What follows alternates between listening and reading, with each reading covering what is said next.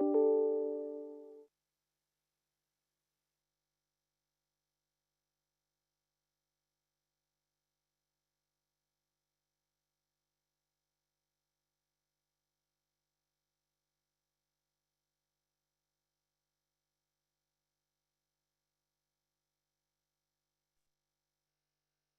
everyone.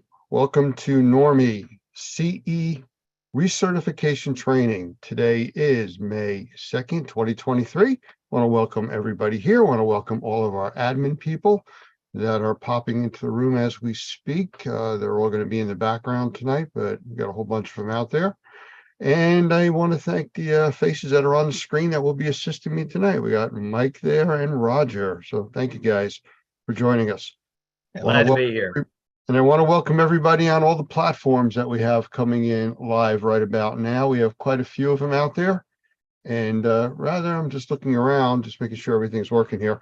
We have everybody joining us tonight on Facebook, LinkedIn, YouTube, Normie TV, Indoor Air Quality.tv, and a whole bunch of other places. So if I forgot to announce where you're at, sorry, but welcome anyways. So glad you're all here. And of course, our Normie members that are here in the room with us. We want to thank you all for being here. So now that it is officially May, we get to do some of the stuff that happens every year. And tonight we're going to talk about the hurricane preparedness stuff and PSAs that we do. And I say stuff because we talk about this a lot. For those of you that have been watching Normie.tv, at least since the beginning of the year, we do run a broadcast of the hurricane training and flood training on a continuous basis. So it is out there, and it's about awareness. You know, it doesn't have to be hurricane season for serious conditions to hit. Recently, in the last week or so, Florida in the Broward County area received 25 inches of rain in 24 hours. Most hurricanes don't dump that much rain on a location. So it doesn't have to be hurricane season to actually be affected by those types of events. The other thing is, even though hurricane season is from officially June 1st through November 30th, there have been a lot of hurricanes in the month of May and into December. It's not as rare as during the peak season, but it does happen. And with whether you're a believer or not of global warming, the conditions that are ripe for these types of events are definitely increasing. Sea levels warming and increasing and such. The other thing that I want to mention about the hurricane side of this, and I'm just clicking around here a little bit on my screens. This week, believe it or not, is the National Hurricane Preparedness Week. And it actually runs from April 30th through May 6th. Just happens to be exactly where we're at, right in the middle of that right now. So it is National Hurricane Preparedness Week. And this is something that's actually sponsored by or put out by NOAA, which is the National Oceanic and Atmospheric Administration. Those are the guys that do all the tracking of the hurricanes. Now, there are several other organizations out there that do track. And as I'm skipping around here from screen to screen, several universities are involved with the hurricane prediction centers. And I say centers because there's many of them. If you look them up, you're going to see some discrepancies. Excuse me. But the majority of the discrepancies are only off by 1 or 2 guesstimates. And that's really what I call what they're doing, because they're trying to reach out 6 months and tell us if there's going to be hurricanes, how many, how strong, how weak. One of the things that they use, if you follow the climate change models, is the term is La Nina. The La Nina season or climatic period has just ended. It's been that way for several years now, 3 or 4 years, I believe we've been in that pattern. That has just ended. We are now in a flux between the La Nina and El Nino. There's a technical term for that. I don't remember it offhand, but that's where we are right now. But the El Nino is about to start. And that's an indication of a change in weather patterns. Climatologically, there'll be a shift in the way storms are happening. And if you look across the country, you're going to see very dramatic changes in the weather. I'm here on the Northeast, and we just had 5 days of steady rain. We have flooding conditions all over the place. It was not a heavy 24-hour period rain, but just ongoing rain. Again, a change in climate. And the reason I'm talking about this is you need to be aware of this now. We're a month before the official start of hurricane season. Doesn't mean that tomorrow there couldn't be a hurricane, but being prepared is what this is all about. This year, the average that they're predicting is named storms 13. The average is 14. They're predicting 13 named tropical storms. Hurricanes, they're predicting 7. I'm sorry, the average is 7. They're predicting 6. And major hurricanes, they're predicting 2. 3 is the average. That doesn't mean that is what is going to happen. It could be greatly increased beyond that or less than that if we're lucky. In any case, there are predictions for storms. The patterns indicate that it's coming. The shift in the climate from La Nina to El Nino is going to make a big difference. And the major predicting factor that they go with for hurricanes, believe it or not, in the Atlantic season, has to do with the water and air temperature at the surface on the equator in the Pacific Ocean. It's a global effect. There's no question about it. So that's one of the main things that they look at for predictions, and the temperatures obviously have increased. So with that all said, giving you kind of a framework as to what we're going to talk about, I'm going to bring up our presentation. Now, I know many of you that have been with Normie for years have seen this before. It is always a good thing to watch at least once a year, at least prior to the hurricane season. I know most of you, and hopefully you haven't fallen to that situation, especially if you live in a hurricane prone zone, if you want to call it, have seen the news reports of the massive lines at Home Depot and Lowe's for people in those areas lining up to buy plywood and water and gasoline. People, you live in those areas. You know, it's not a surprise that you're approaching hurricane season, and that's why we're here reminding you. You know, it's kind of like somebody saying, it's my birthday again? It was just my birthday. It came around again. You know, this stuff happens year to year. If you live in those areas, take the time now to get prepared. Because truthfully, once the storm is almost there or there's no more getting prepared for it. Then you switch from the survivor to victim, you know, scenario. And you don't really want to be either. You want to be safe. So keep that in mind. Watch this video. It was very well done. It's a few years old, but the content, the information is still relevant. So please stand by, everybody. I'm going to ask all of admin to shut down their mics and video. That's what I'm going to do. And we'll be back when this is over.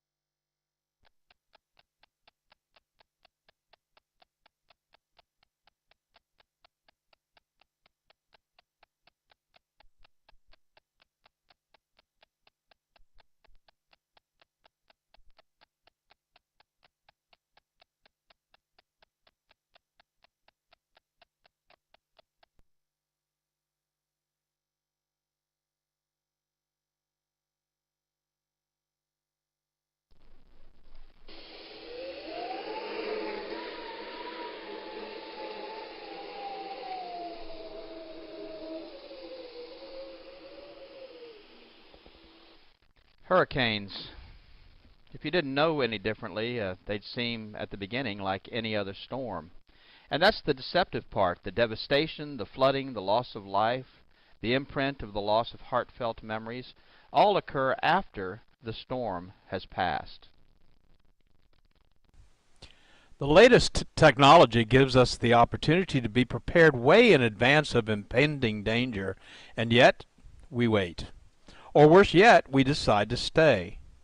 We risk so much when the effects of these devastating events could be so easily diminished if we had only listened.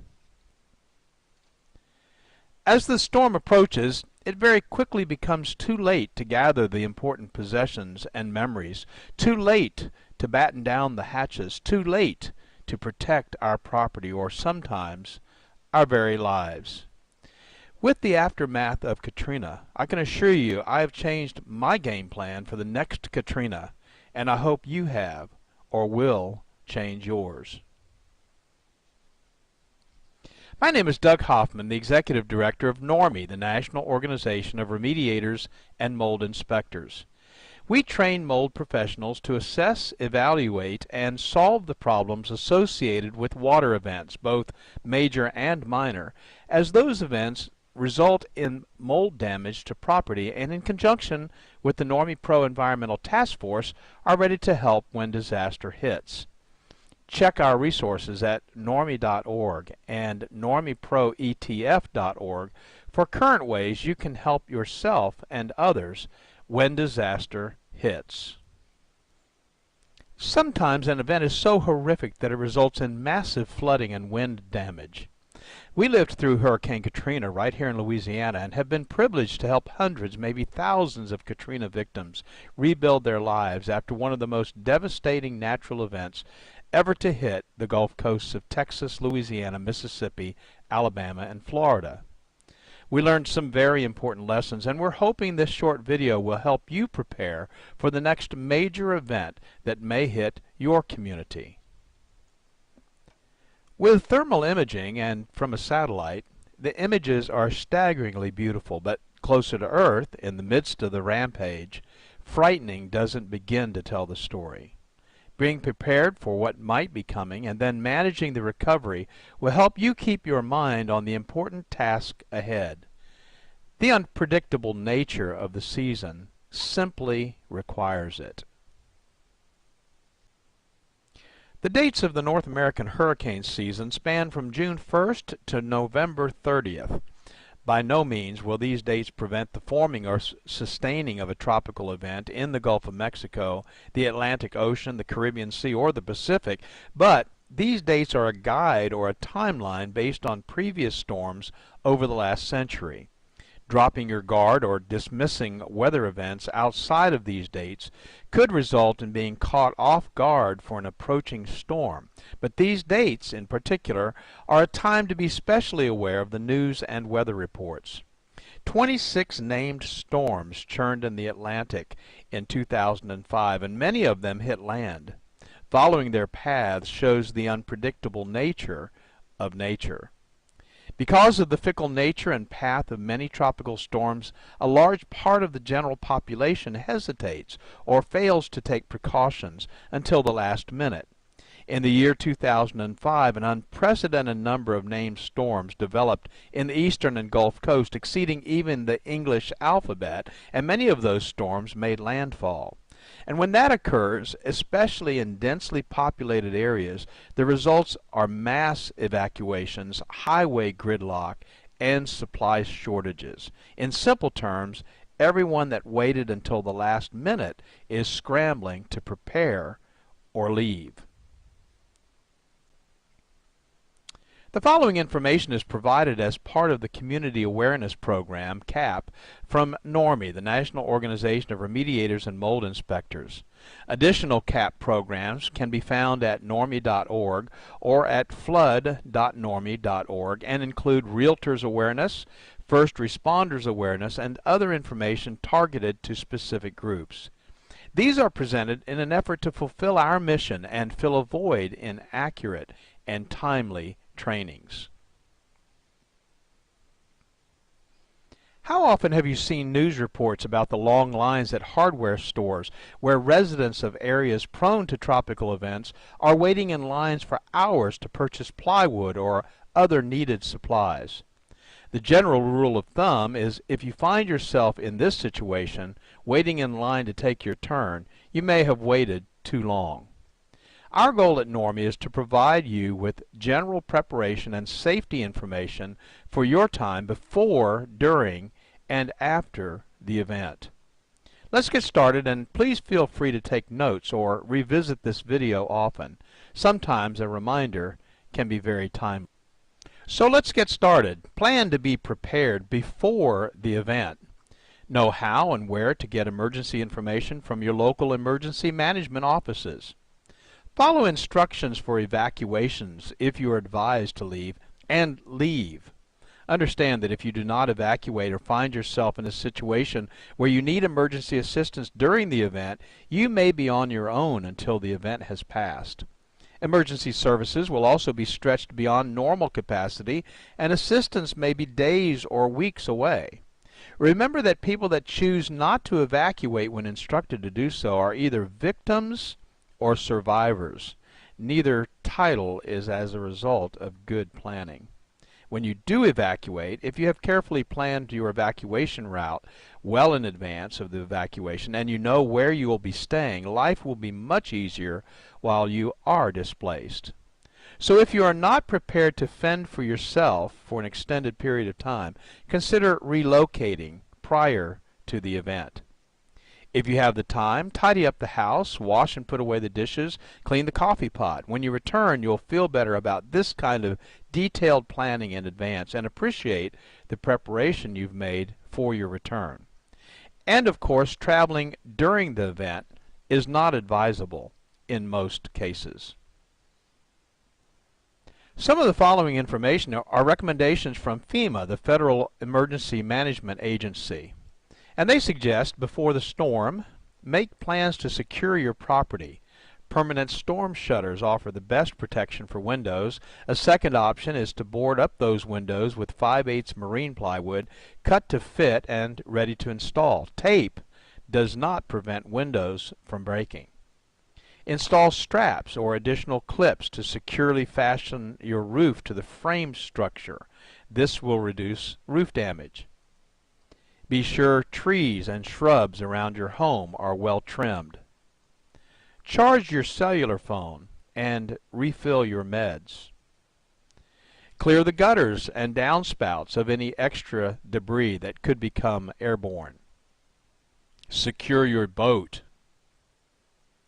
Consider a safe room, a place where you will not be hurt by broken glass or structural damage. Take your outdoor furniture and put it indoors.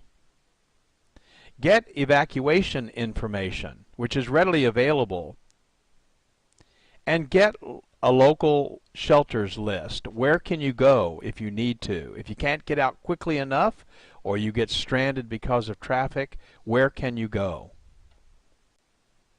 In regards to evacuation guidelines, there are really just two categories: what you should always do and what you could do if time permits. As my dad used to say, if you prepare for time to permit, it will. This list gives you these two priorities to consider. Always keep a full tank of gas in your car if an evacuation seems likely. Gas stations may be closed during emergencies and unable to pump gas during power outages. Plan to take one car per family to reduce congestion and delay.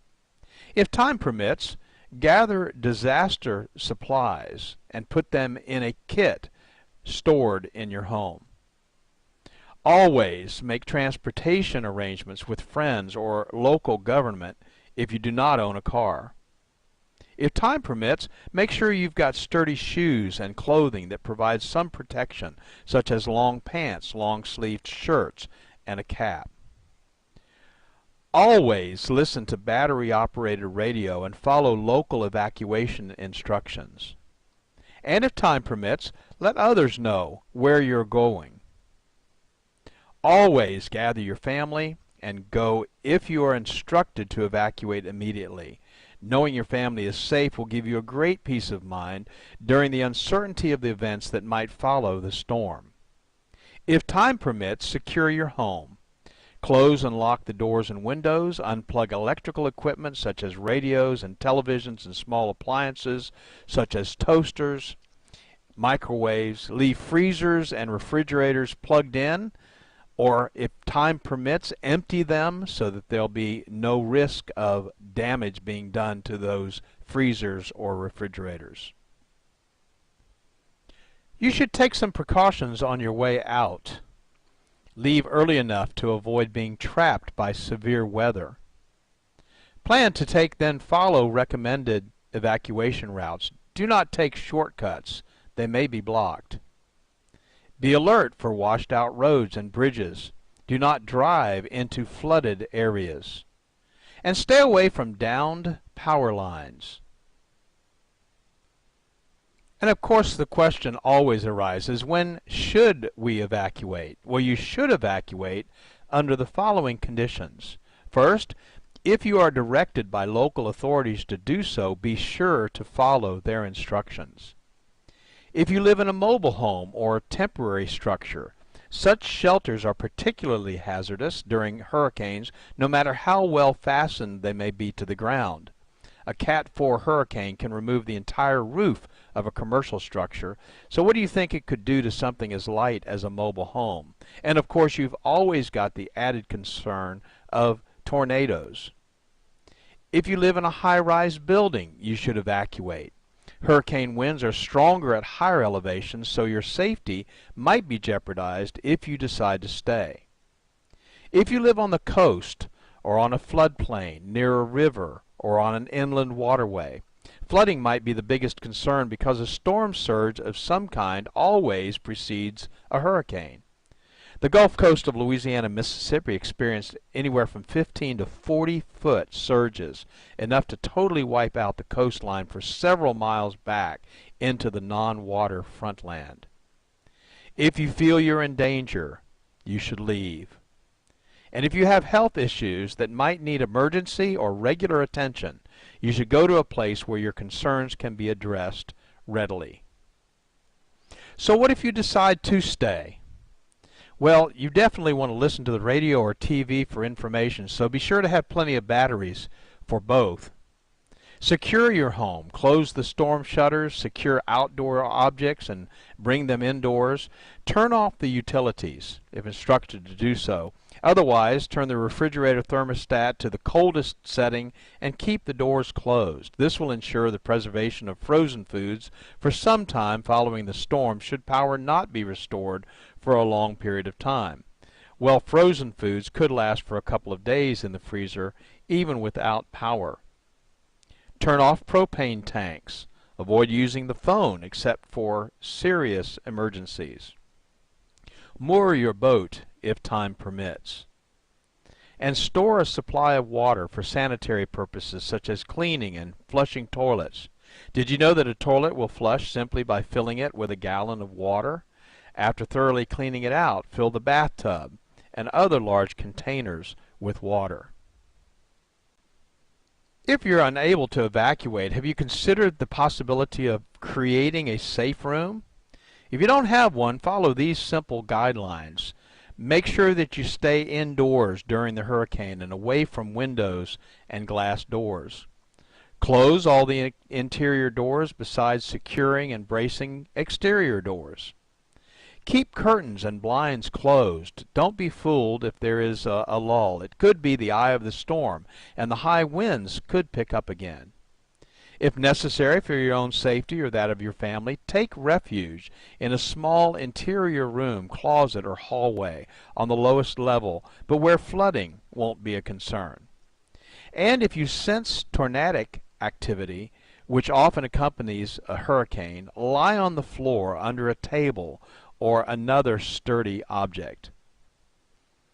We have incredible technologies that give us advanced warning, tell us the intensity of what we might be facing, and track the storm from its inception to its end. What makes us think we can weather the storm? But we often try. The following are the basic emergency kits and supplies recommended by FEMA. Basic disaster supplies should be stocked in preparation for what may occur during and after a flood, hurricane, or other water event. Let's take a moment to simply list the 6 basic items, and then we'll talk about each one of them in a little bit of detail. This checklist will serve as a great starting place to be sure you are prepared. There are 6 basics you should stock in your home: water, food, first aid supplies, clothing, bedding, and sanitation supplies, tools, and specialty items. And keep the items that you would most likely need during an evacuation in an easy-to-carry container. Possible containers could include a large covered trash container, or a camping backpack, or even a duffel bag. First, water. How much water do I need? You should have at least a 3-day supply of water, and you should store at least 1 gallon of water per person per day. A normally active person needs at least 1/2 gallon of water daily just for drinking. Additionally, in determining adequate quantities, take the following into account.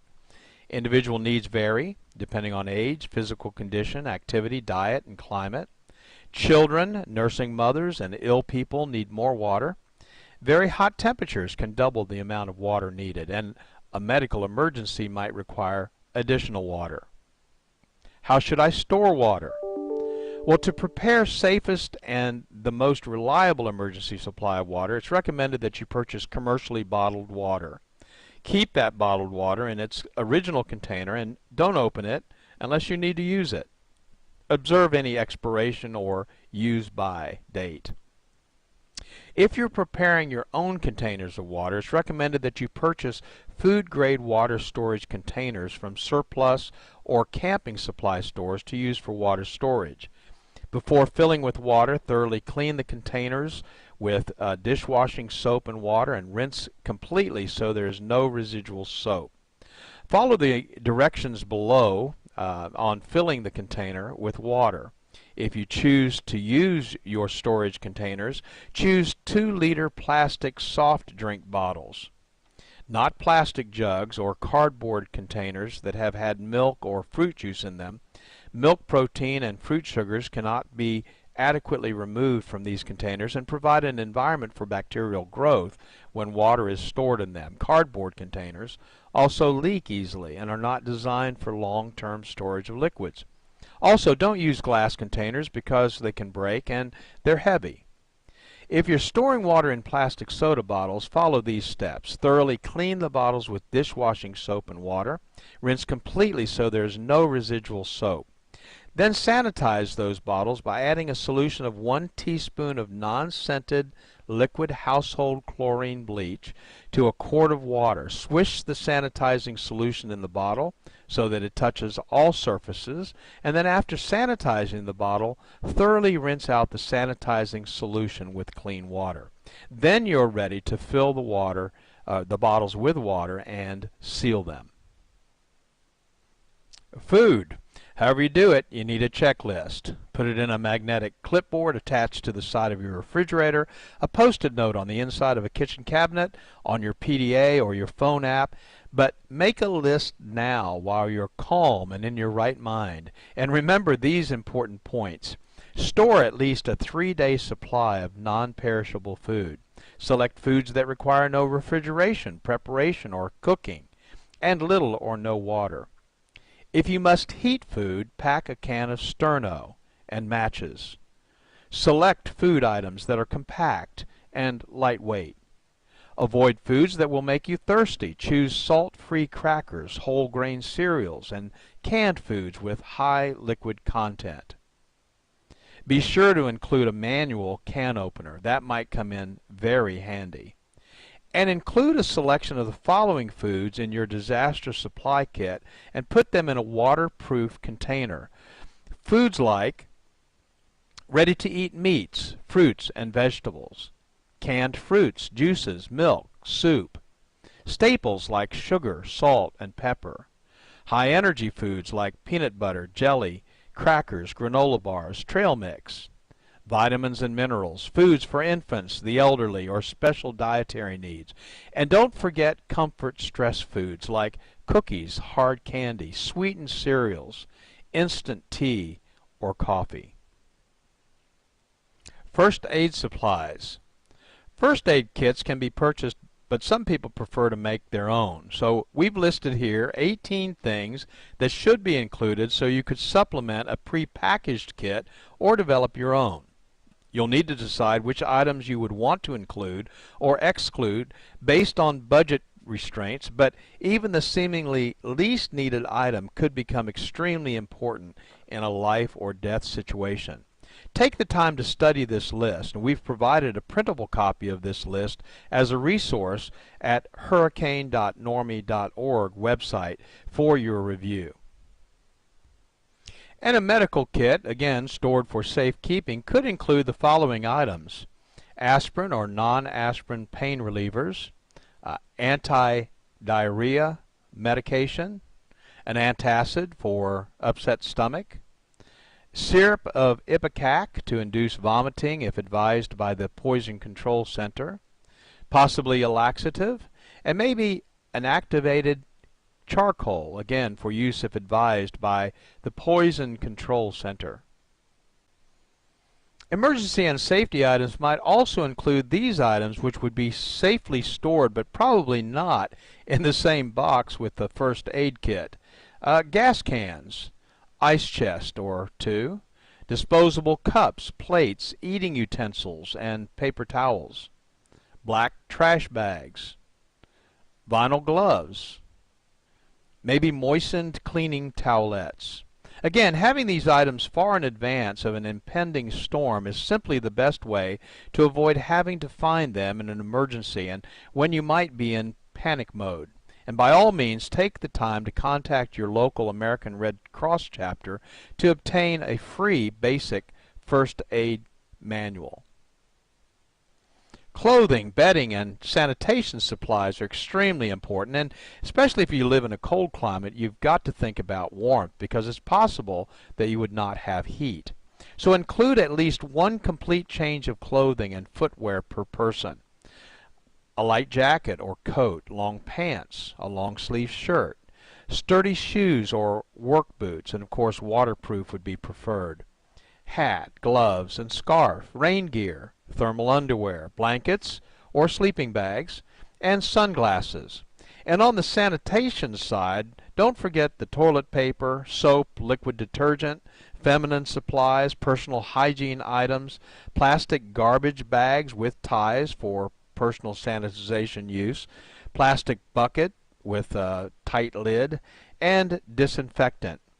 Maybe even a little bit of household bleach for sanitization. Next on our list is tools, and there are a lot of tools that people don't think about needing until they need them. Mess kits or paper cups, plates, and plastic utensils. An emergency preparedness manual, and there's some good ones out there.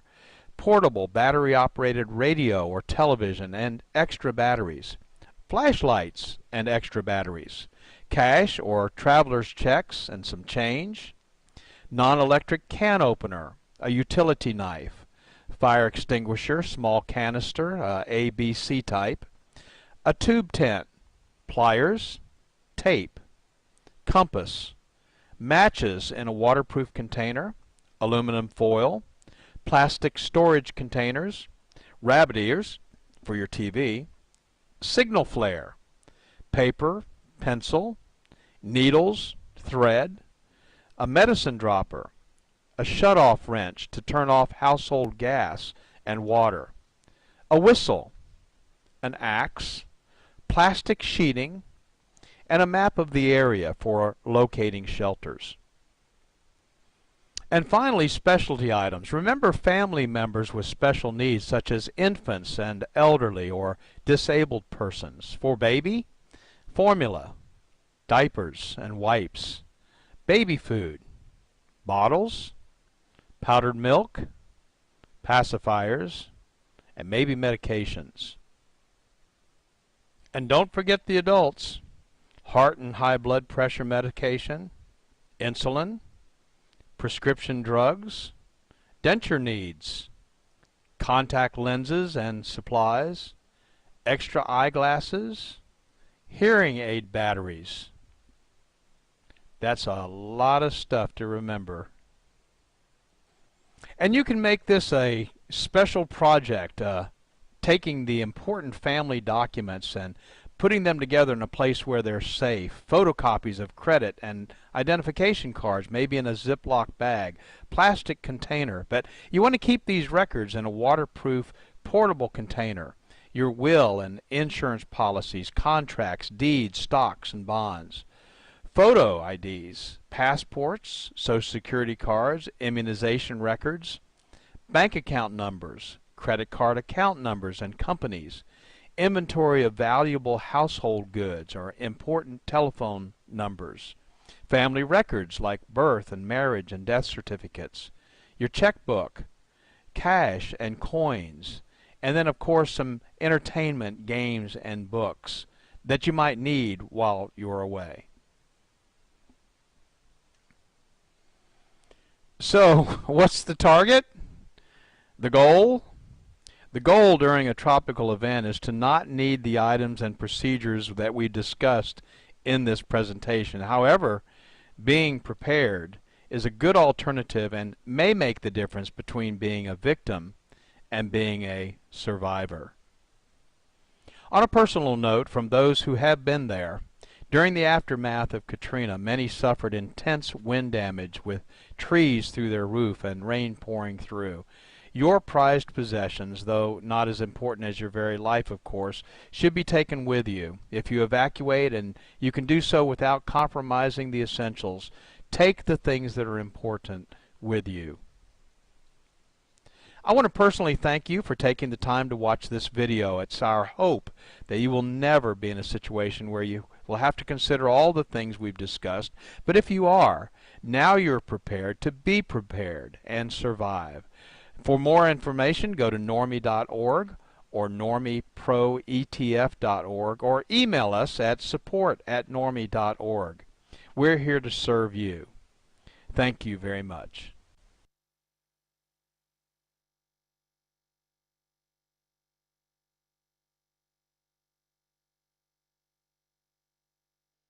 Hopefully you were all able to see that and get some information out of there if you ever find yourself in a situation where you need to evacuate or shelter in place. You know, we say this stuff and people listen to it over and over, and we still find people that when a disaster hits, when there is a problem, they are completely lost. You know, for those of you that have gone camping, either recently or in some time in your life, if you remember a time when you went out there, you packed up everything, you headed out to the campground, you got all set up and said, oh, we forgot this. Oh, we left this home. You know, we didn't bring this with us. We have to remember for next time. You might not have a next time. And the frightening thing about that is usually when you're camping, you can run out someplace and pick it up. In these situations, you can't. If you were to walk to your window and look outside and visualize nothing being there, you're on your own for 3 to 5 days. That's usually what it takes to start to recover and get roads open in any kind of services or rescue in to assist. So keep that in mind. I'm not trying to play the gloom card here, but I would hate to see anybody get hurt or worse because they weren't prepared. For those of you on all the other channels and platforms that we're broadcasting on, I hope you got something out of this. We usually do this yearly. This is the Hurricane Preparedness Week, so we felt it was a perfect time to do it. So I want to thank you all for being here. If you have any other questions about that, you can always reach out to us at normie.org. If you go to that main page, there are ways to contact us, or you could email support@normie.org, and somebody will get back to you. Other than that, we are approaching the time where we're going to start shutting down the public platforms and have our members in our Zoom room continue on with us. We have some special information for them, plus some specialty product information that's going to be released and coming up. So we're going to talk about all of that. Any of our Normie active members that are on any of the other platforms other than the Zoom room at impact.normie.org, please leave where you're at and come to impact.normie.org and log into the Zoom room so you could take part in the rest of the presentation. For everybody else, we appreciate you being here. Thank you very much, and we'll see you next time. Next week, we will be at the Experience Trade Show in Fort Lauderdale. Our plan is, depending on resources, internet, and all the other technology involved, is to go live from the experience for our continuing education training. We will see. Stand by for that. We'll see how the technology gods look down upon us, and we'll see if we can make it all work for you. If not, we'll have an announcement on the normie.org site under Normie TV, which has all of our listings and things coming up.